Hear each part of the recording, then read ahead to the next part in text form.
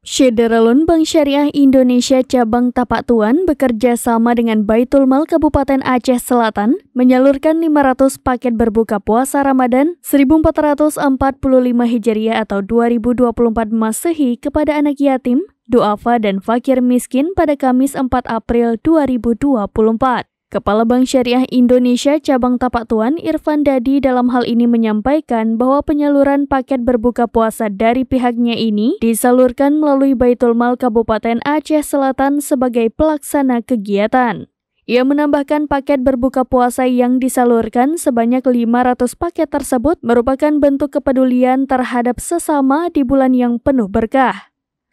Kepala Sekretariat Baitul Mal Kabupaten Aceh Selatan Gusmawi Mustafa SE dalam hal ini menyambut baik kegiatan ini sebagaimana menurutnya kegiatan sosial berbagi kepada saudara-saudara yang membutuhkan sangatlah baik apalagi di bulan suci Ramadan ini.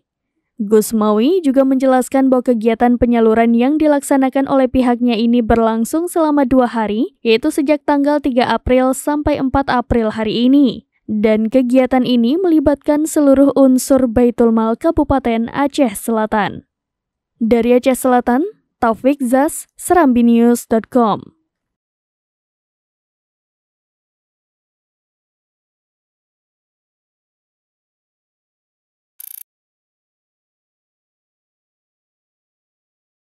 Download Tribun X sekarang, menghadirkan lokal menjadi Indonesia.